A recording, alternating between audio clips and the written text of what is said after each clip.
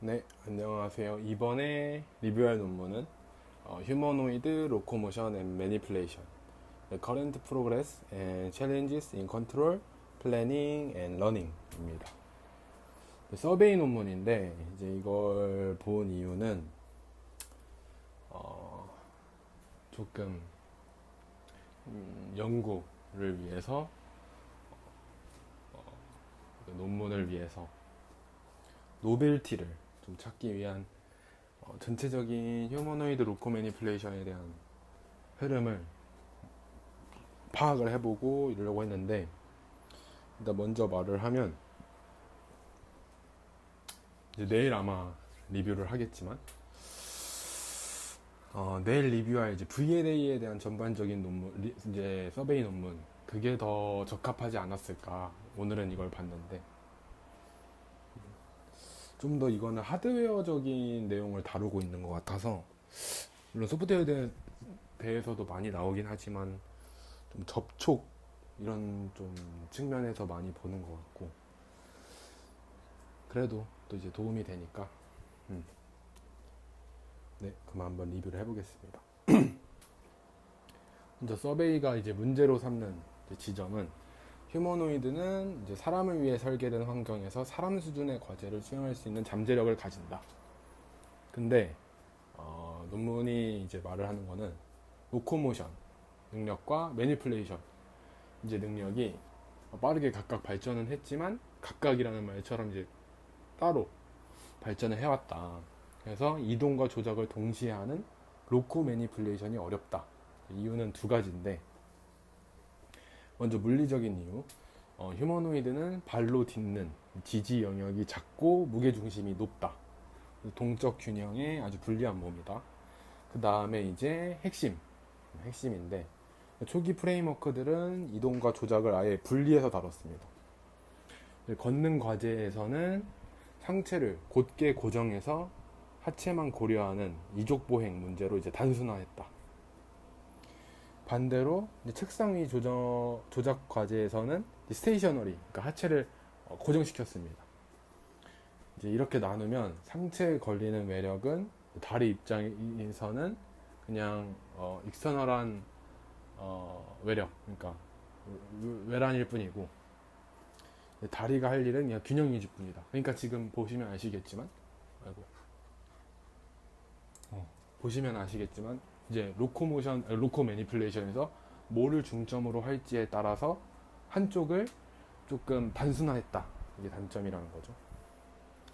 근데 이제 진짜 로코 매니플레이션에는 그런 접촉의 구분이 없는데, 모든 접촉이 과제 수행과 균형 유지에 동시에 기여를 합니다. 이게 문제를 어렵게 만드는 본질이다. 그래서 이 서베이는 모델 베이스드, 그 다음에 러닝 베이스드를 이제 두 가지 측에서 비교를 해보겠다. 서베이의 범위를 먼저 말을 하면, 대상은 바이페달 휴머노이드, 그러니까 이족보행인 거죠. 이족보행 휴머노이드. 그리고 다섯 손가락의 정교한 조작보다는 풀바디 모션, 전신 동작에 중점을 둔다. 수집 범위는 30년인데, 그러니까 모델 베이스드 계획과 이제 제어 이쪽은 이제 1990년부터, 그다음에 러닝 베이스드는 최근 20년. 인용 기준으로는 세 부류로 제시를 하는데, 핵심 원리를 세운 파운데이셔널 스터디, 그다음에 최신 기술을 대표하는 최근 연구, 그다음에 더 깊이 안내하는 이제 서베이 논문. 피규어 2가 이 서베이 전체 구성인데, 이제 가운데에 휴머노이드 로코 매니플레이션을 놓고 그 주위로 이제 6축이 뻗습니다. 이제 텍타일 센싱, 접촉 관련된, 그 다음에 멀티 컨택 플래닝, 모델 프레딕티브 컨트롤, 풀바디 컨트롤까지가 이제 전통적인 계획과 제어 쪽이고, 스킬 러닝, 이제 파운데이션 모델이 학습 쪽이다. 그래서 이 순서대로 논문도 그렇고 이제 발표도 이어나가겠습니다.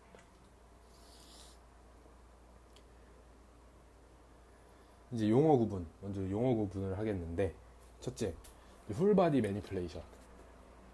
이제 손끝만이 아니라 몸의 모든 접촉면을 써서 물체를 다루는 겁니다. 이제 큰 상자를 가슴으로 이제 받쳐서 드는 걸 떠올리시면 풀바디 매니플레이션.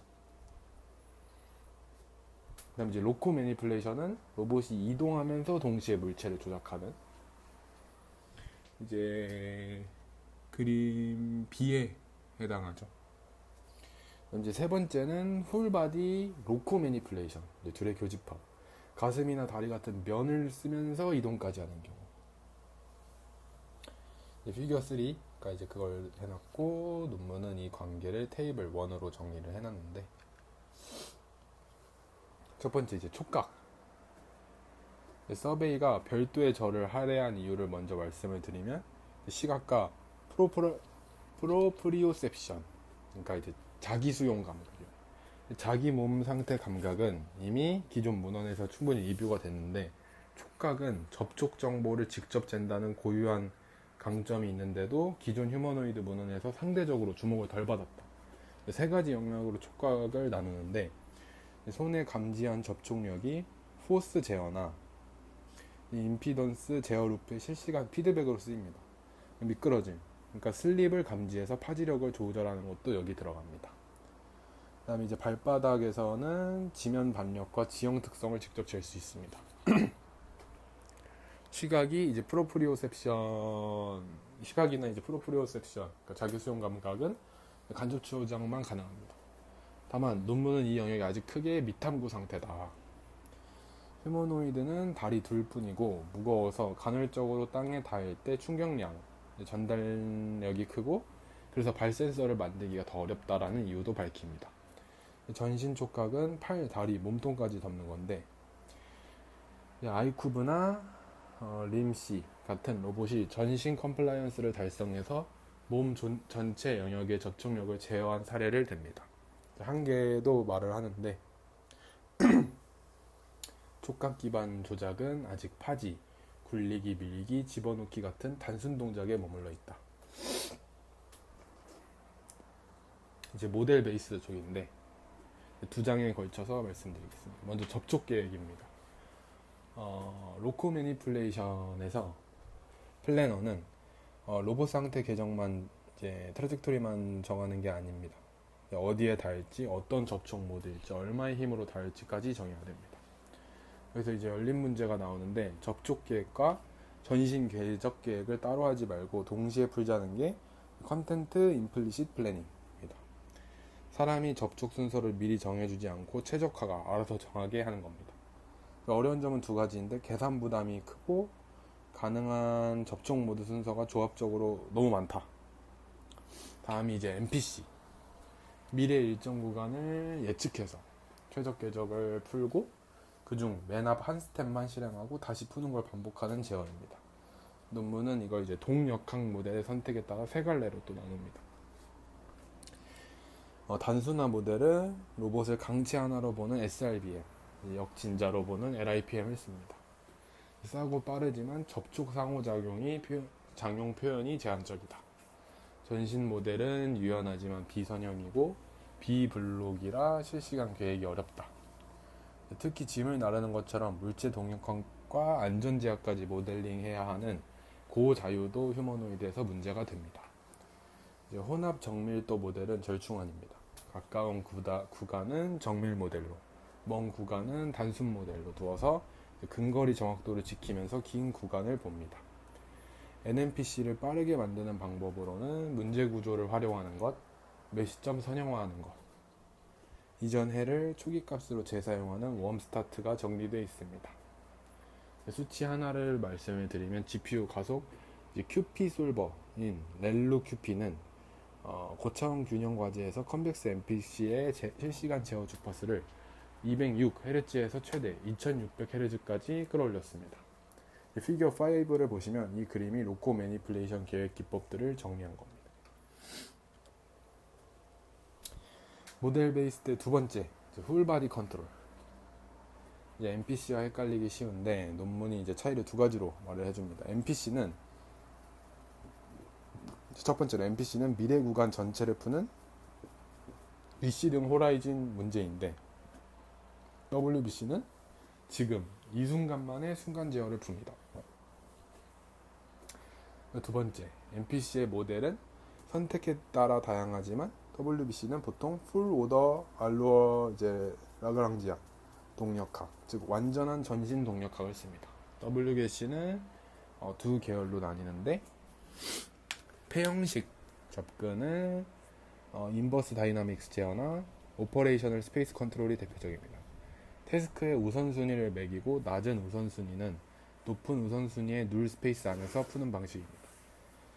계산 효율이 좋고 구형이 단순한 게 장점인데, 관절 한계나 장애물 회피 같은 부등식 형태의 태스크를 넣기가 어렵습니다.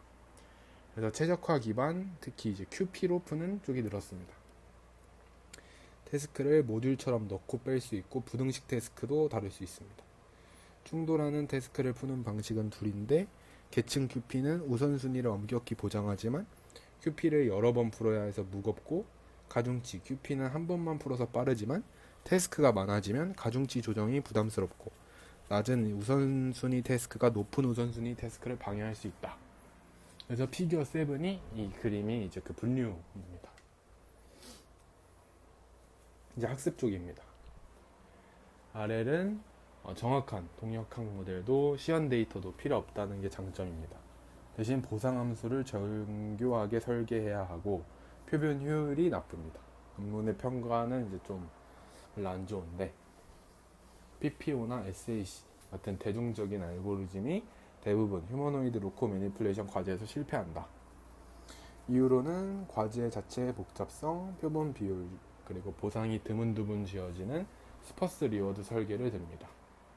효율을 올리는 방법으로는 쉬운 과제부터 난이도를 올리는 커리큘럼 러닝, 안 가본 상태를 가보게 만드는 큐리오시티 기반 탐색, 보상항 대신 제약을 쓰는 컨스트레인드 RL이 정리되어 있습니다. 심투리얼도 큰 난관입니다. 휴머노이드는 자율도가 높고 무게중심이 지지 다각형을 계속 벗어나기 때문에 전신균형 제어 학습이 시뮬레이션 파라미터에 아주 민감합니다.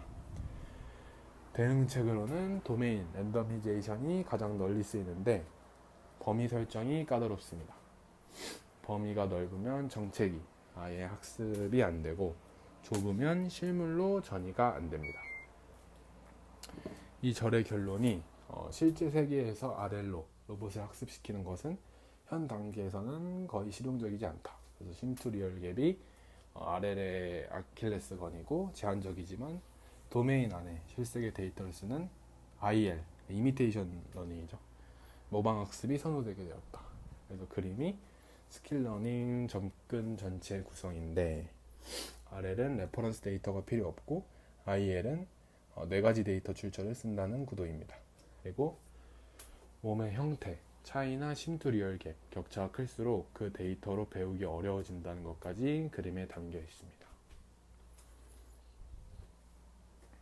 4가지 데이터 출처입니다. 논문은 이거 다시 두 묶음으로 나눕니다. 하나는 로봇에서 직접 얻는 로봇 익스피리언스 데이터입니다. 기존 폴리시를 실행을 해서 얻는 폴리시 엑스큐션 데이터와 사람이 직접 조종해서 얻는 텔레 오퍼레이션 데이터입니다. 로봇에서 나왔으니까 형태 차이가 없어서 바로 학습에 쓸 수 있는 대신 희소하고 수집이 비싸다. 다른 하나는 사람에게서 얻는 휴먼 데이터입니다. 모션 캡처 데이터와 인터넷 사람 영상입니다. 풍부하고 확장이 쉬운 대신 사람과 로봇의 몸이 달라서 생기는 인바디먼트 갭이 커서 리타게팅이 필요합니다. 각각의 한계도 구체적으로 적혀 있는데, 텔레오퍼레이션은 대부분 시스템이 조작 스킬만 포착합니다. VR 기반 방식은 조작자가 걷는 걸 감지하지 못해서 조이스틱으로 걷기 속도와 방향만 명령합니다. 보행까지 포함한 전신 센싱을 하려면 IMU 슈트나 외골격이 필요한데, 비싸고 부피가 크고 유지가 복잡합니다.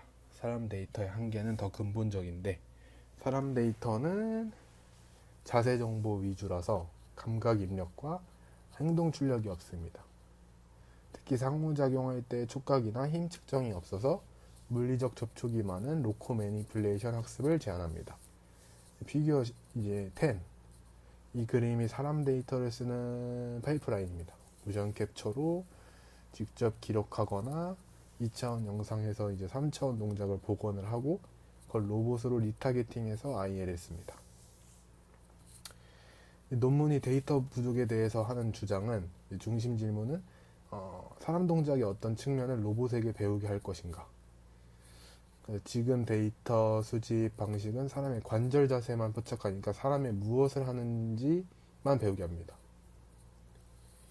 논문은 진짜 범용 로봇, 이제 purposive learning, 그러니까 사람 데이터에서 인텐션, 그러니까 의도를 읽고 과거 경험을 새 과제에 적응시키는 데서 나온다라고 보고, 로코 매니플레이션의 일반화는 데이터 양을 늘리는 것보다 조작 대상 물체의 운동을 포함하고 센싱 모달리티를 다양화하는 데서 온다라고 이제 주장을 합니다. FM, 파운데이션 모델이죠. 이 논문은 활용 전략을 둘로 나눕니다. 첫째는 사전 학습된 LLM이나 VLM을 추가 학습 없이 그대로 쓰는 겁니다. 이 안에서 다시 둘로 갈리는데, 하나는 하위 스킬을 고르게 하는 태스크 플래닝. 논문은 고정된 스킬 집합을 쓰면 스킬 버서틸리티, 다양성이 제한된다. 다재다능함. 다른 하나는 하위 스킬을 저작하게 하는 겁니다. 코드나 보상함수, 전신 자세, 전신 접촉 같은 중간 표현을 생생하게 해서 기존 스킬을 고르는 것보다 생성된 동작을 조장할 여지를 넓히는 방식입니다. 둘째는 로봇 데이터로 로봇 파운데이션 모델을 학습하는 겁니다.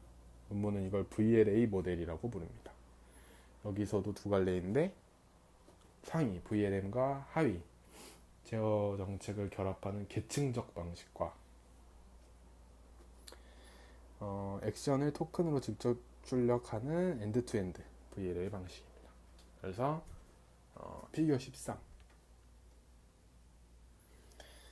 이 그림이 두 전략의 구조입니다. 근데 휴머노이드에 대해서도 이제 평가가 별로 안 좋은데, 휴머노이드 상체로 확장한 연구, 이제 제가 좀 보고 있는 그루트 애넌 헬릭스를 예로 들지만, 휴머노이드 로코 매니플레이션용 로봇 파운데이션 모델은 여전히 어렵다. 이유는 로코모션 자체가 본질적으로 불안정하고, 이제 덱스터러스 핸드의 행동 공간이 고차원이라 고품질 데이터를 효율적으로 모으기 어렵다. 그래서 휴머노이드 로코 매니플레이션을 위한 VLA는 시뮬레이션에서만 보인다. 입출력 표현도 아직 정해지지 않았다고 하는데, 여기 실용적인 제한이 휴머노이드의 불안정한 동력학을 감안하면 파운데이션 모델은 엔드 이펙터와 몸의 자세를 출력하게 하고, 균형과 안전은 고빈도 피드백 제어를 하는 별도의 하위 정책을 만든 편이 낫다.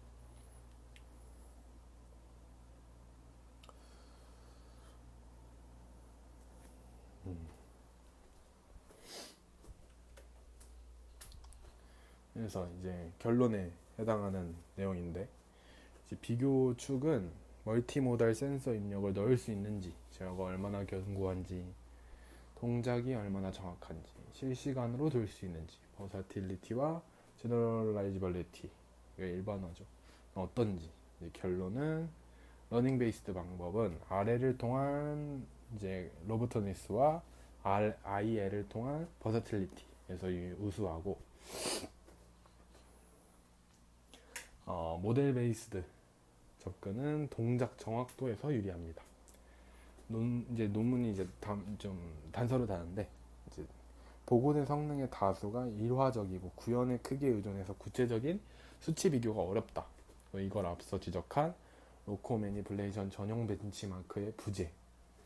휴머노이드 벤치, 미미킹 벤치, SMPL 올림픽 같은 시뮬레이션 벤치마크는 있지만 사람 스킬의 일부만 다르고 평가 지표도 과제별로 특수하다라는 이제 문제가 있습니다. 마지막으로 또 두 가지를 덧붙이는데, 새로 떠오르는 VLA 패러다임은 제너럴라이지빌리티 향상, 그러니까 일반화 향상에 유명하지만 휴머노이드 스킬 학습에서의 효과는 아직 설득력 있게 입증되지 않았다. 하드웨어 쪽에서는 감속비 10대 1 미만의 코어 C 다이렉트 드라이브 구동기가 동적이고, 정확한 동작을 열었지만 출력 밀도와 열, 이제 자기 한계가 여전히 남아있다. 그래서 에너지 효율 지표인 코스트 오브 트랜스포트로 보면 오늘날 휴머노이드 0.7을 넘고 사람은 0.2이다.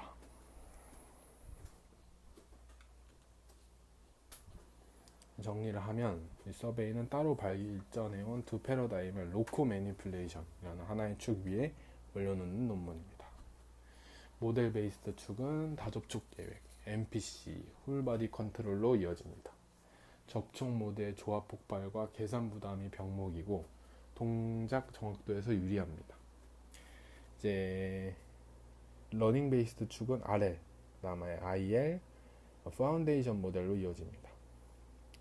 심투 리어빌 갭과 데이터 부족이 병목이고, 로버스트니스와 버서틸리티에서 유리하다.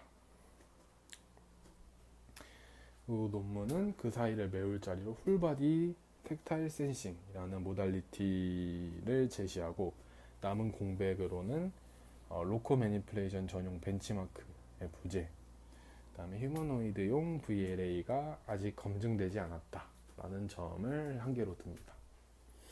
그래서 이상으로 발표를 마치겠습니다. 감사합니다.